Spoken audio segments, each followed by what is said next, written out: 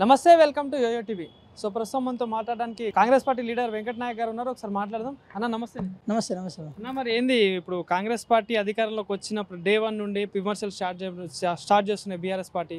So ఏం చెప్తారు? ఎందుకంటే ముఖ్యమంత్రి గారిని ఏక్నాథ్ షిండే లాగా భావిస్తున్నారు ఏది కేటీఆర్ గారు. సో నిజంగా మరి ముఖ్యమంత్రి గారిని అట్లా అంటే ఎట్లా చూస్తారు? ఒక మాట ఏంటంటే కేటీఆర్ గారు ప్రతిసారి మాట అంటున్నప్పుడు ప్రతిసారి వాళ్ళు పార్లమెంటరీ సంబంధించిన ఏదైతే వాళ్ళు సమావేశాలు పెట్టుకున్న ప్రతిసారి ఒకరోజు ఒక మాట అంటారు, ఇంకో రోజు ఇంకో మాట అంటారు. అంటే ఈ అనే క్రమంలో వాళ్ళు ఒక ఫ్రస్ట్రేషన్ కనబడుతున్నది. 10 సంవత్సరాల పాటు ఈ తెలంగాణని దోచుకు తిన్నాం కదా, సడన్గా దోచుకు తినడానికి ఏం లేదే అని చెప్పి వాళ్ళకు వాళ్ళు డిఫెండ్ చేసుకుంటున్నారు. అంటే వాళ్ళకు వాళ్ళు ఇబ్బంది పడుతున్న సందర్భాలు వస్తున్న క్రమంలో కాంగ్రెస్ పార్టీ మీద దుమ్మెత్తిపోయడానికి వాళ్ళ దగ్గర అవకాశాలు లేవు, వాళ్ళ దగ్గర ప్రాపర్ ఎవిడెన్స్ లేవు. లేని క్రమంలో ఇలాంటి అవాకులు చవాకులు వెళ్తున్నారు. కేటీఆర్ గారికి ఒక మాట స్పష్టంగా చెప్పదలుచుకున్నాం. ఏంటంటే 10 సంవత్సరాల కాలంలో ఒక బంగారు తెలంగాణ మీ చేతిలో పెట్టిరు. మీరు బంగారం చేయలే. బంగారు తెలంగాణ మీ చేతిలో పెట్టిన తర్వాత బంగారు తెలంగాణ మీరు తాకట్టు పెట్టిరు. అర్థం చేసుకోండి నా వర్డ్స్ని.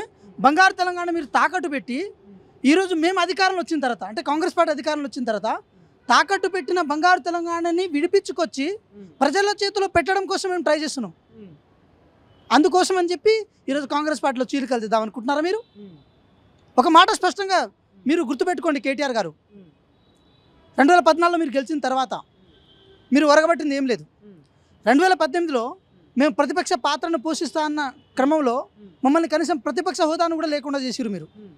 అయినా సరే మేము ప్రజాస్వామ్యబద్ధంగా ప్రజలు ఇచ్చిన మ్యాండేట్తోనే మేము పరిపాలిస్తామని మేము అంటుంటే, మా నాన్నగారు ఒక సీఎం కంటే కేసీఆర్ అనే 3 వర్డ్స్ ఎక్కువ, సీఎం అనే పదం చాలా చిన్నదని చెప్పి మీరు చెప్పుకుంటూ వచ్చారు కదా. మళ్ళీ సీఎం అవ్వాలని ఎందుకు కోరుకుంటారు మీరు? అంటే కాంగ్రెస్ పార్టీలో లుకలుకలు పెట్టడం ఏదైతే అంశం ఉందో దానివల్లనే కేసీఆర్ గారు ఈరోజు సీఎం అవుతారని అంటే మేము స్టార్ట్ చేస్తే మామూలుగా ఉండదు అది లెక్క. బయటికి కూడా రారు. ఇప్పటికీ ఫామ్ హౌస్కి పరిమితం అవుతారు కదా, అప్పుడప్పుడు మీటింగ్లు సమావేశాలు పెట్టుకుంటున్నారు కదా, అది కూడా పెట్టుకోవడానికి అవకాశం ఉండదు మీకు. పార్లమెంట్ ఎలక్షన్స్ తర్వాత మీ ఉనికి ప్రశ్నార్థకంగా మారుతుంది, మీ ఉనికి లేకుండా పోతుంది, చాలా కష్టం అవుతుంది మీకు. దాని మీద దృష్టి పెట్టండి. కానీ ఏదైతే కేటీఆర్ గారు రీసెంట్గా కూడా ఏదైతే 100 రోజులలో కాంగ్రెస్ పార్టీ చెప్పిన హామీలు నెరవేర్చకపోతే కాంగ్రెస్ పార్టీని ప్రజలే బొంద పెడతారు, బీఆర్ఎస్ పార్టీని 100 అడుగులో బొంద పెట్టాడు తర్వాత ముచ్చట అని చెప్పేసి కూడా అంటున్నారు. స్పష్టంగా ఒక మాట చెప్పదలుచుకున్నాం. ఏంటంటే హామీల విషయంలో కాంగ్రెస్ పార్టీ దగ్గర ఎటువంటి డౌట్స్ లేవు. కాంగ్రెస్ పార్టీ భయపడాల్సిన పని లేదు. అది ప్రజలకు ఇచ్చే హామీలు, ప్రజలకు ఇవ్వాల్సిన హామీలు. మేము ఎలక్షన్ మేనిఫెస్టోలో మేము పెట్టినాము, దాని బేస్ మీదనే మేము ఈరోజు ఎలక్షన్స్లో గెలవగలిగినాము. ప్రజలకు పార్టీకి మధ్య ఒక సమన్వయం ఉంది, ప్రజలకి ప్రభుత్వానికి మధ్య ఒక సమన్వయం ఉంది, పార్టీకి ప్రభుత్వానికి మధ్య ఒక సమన్వయం ఉంది. మా నాయకత్వం చాలా క్లియర్ కట్గా పనిచేయబోతున్నది, పని చేస్తుంది కూడా. అది ప్రజల దగ్గర ప్రజలు కూడా చాలా శాంతియుతంగా ఉన్నారు. కానీ ఇక్కడ ప్రధానమైన అంశం ఏంటంటే ఏదో ఒక మాట చెప్పి రెచ్చగొట్టాలి, ప్రజలకు రాంగ్ నారేషన్ తీసుకెళ్ళాలి, ప్రజలలో ఇక్కడున్న అంశాన్ని రాంగ్ పోర్ట్రే చేయాలని ఏదైతే ఉందో ఆ భావన ఎంతవరకు కరెక్ట్ కాదు. 6 గ్యారెంటీలు అన్నం మనం ఆల్రెడీ 2 దాన్ని క్లియర్ చేసినాం, ఇంకా 4 ఉన్నాయి. 4 మీద ఆల్రెడీ ఒక స్పష్టత ఇచ్చినాం. 4 ఫుల్ఫిల్ చేసే విషయంలో బడ్జెట్ని కూడా మేము తీసుకుంటున్నాం. ఎట్ ద సేమ్ టైం దాని మీద ప్రాసెస్ నడుస్తుంది. 100 రోజులు అయిపోయిన తర్వాత ప్రశ్నించండి, ఎవరు వద్దంటున్నారు మీకు? కానీ ముందే ఎందుకు మొరుగుతున్నారు? ముందే ఎందుకు మొరగాల్సి వస్తుంది మీకు? మీరు ఒకటి గమనించండి. కేటీఆర్ గారు స్పష్టంగా చెప్పదలుచుకున్న ఒక మాట, 10 సంవత్సరాల తర్వాత తెలంగాణ ప్రజలు మీ పార్టీని బంద పెడదామని ఫిక్స్ అయ్యారు అంతే. ఇక మీరు ఎన్ని కథలు పడ్డా ఏం చేసినా 1%తో ఓడిపోయినాము, మాకు 39 స్థానాలు వచ్చినాయి. ఎందుకు ఓడిపోవాల్సి వచ్చింది? చాలామంది మా వాళ్ళు తక్కువ మెజార్టీతో ఓడిపోయారు. మరి మీ వాళ్ళు 39 గెలిచిన వాళ్ళు అందరూ ఫుల్ మెజార్టీతో గెలిచిరా?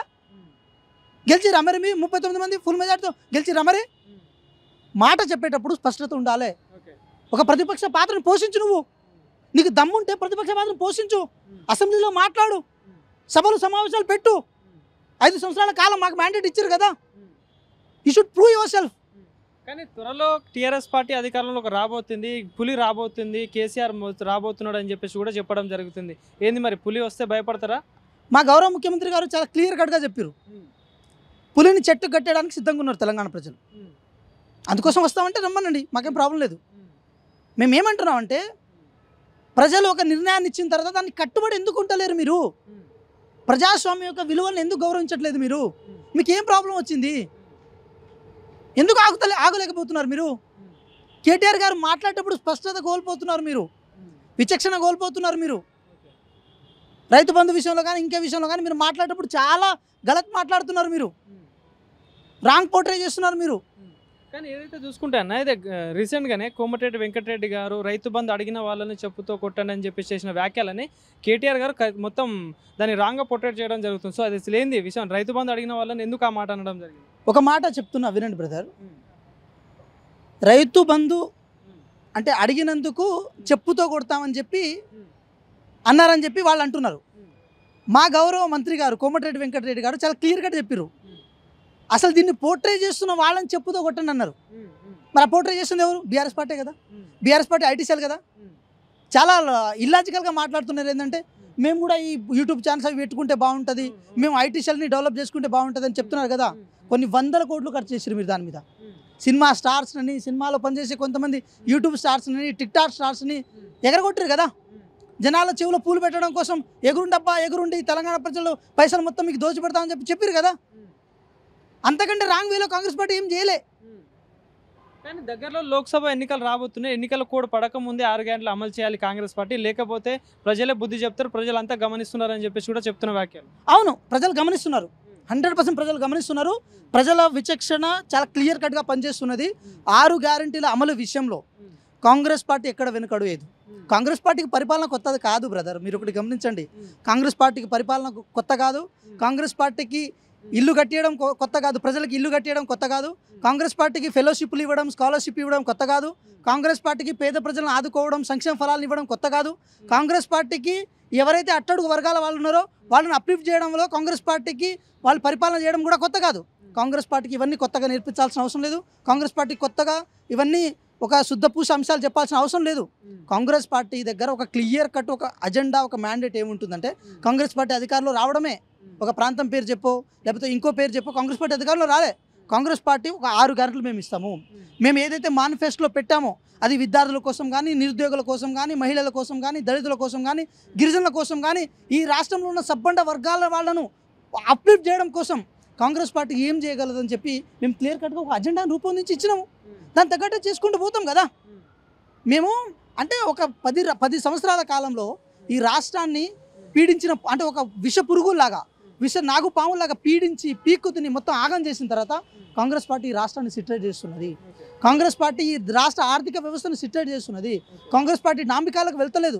కాంగ్రెస్ పార్టీ ఏది మొత్తం ఆడంబరాలకు వెళ్తలేదు. కాంగ్రెస్ పార్టీ చాలా సింపుల్గా ఒక పీపుల్ వెల్ఫేర్ సిస్టాన్ని బిల్డ్ చేయడం కోసం కాంగ్రెస్ పార్టీ కష్టపడుతుంది. ఇది గ్రహించడంలో, ఇది గమనించడంలో బీఆర్ఎస్ పార్టీ నాయకులు ఫెయిల్ అవుతున్నారు.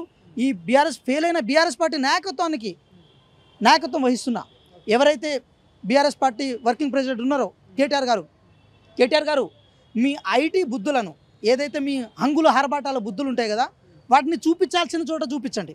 సినిమా ఇండస్ట్రీలో చూపించండి, లేకపోతే వేరే చోట చూపించండి, కానీ ప్రజల దగ్గర చూపించొద్దు.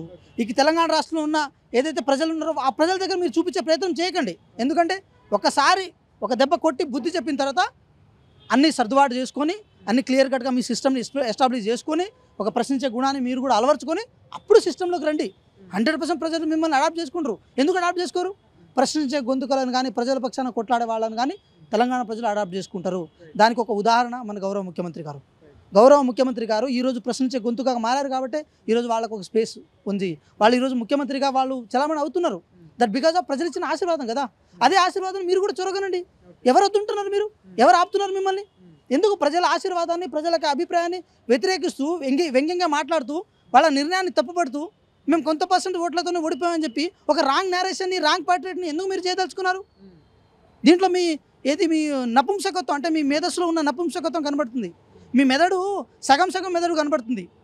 ఏమో మీరు బాబామృతుల మీద కొట్లాట ఉందో, మాకు ఆ విషయంలో మేము లోతుగా ప్రశ్నించడానికి రాలే, పరీక్షించడానికి కూడా రాలే.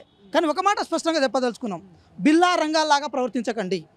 బిల్లా రంగాల్లాగా మీరు ప్రవర్తించడం స్టార్ట్ చేస్తే తెలంగాణ ప్రజలు ఊరుకుంటూ ఉండలేరు.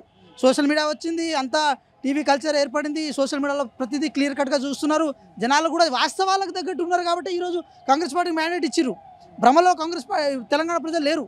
కాబట్టి కేటీఆర్ గారు మీ మీద ఇప్పటికీ అంటే ఆల్రెడీ మీరు మాజీ మంత్రిగా చేసినారు కాబట్టి మీ మీద గౌరవం ఉంది. ఆ గౌరవాన్ని కాపాడుకునే బాధ్యత మీ చేతిలోనే ఉంటుంది. ఇన్ కేస్ గౌరవాన్ని నేను పోగొట్టుకోవడానికి సిద్ధంగా ఉన్నా అంటే కథం, మీ పని మీరే మేము 100 లోతుల గోత్రి మేము తవ్వడం కాదు, మీరే తవ్వుకోవాల్సి వస్తుంది. అర్థమవుతుంది కదా. Thank you. Thank you.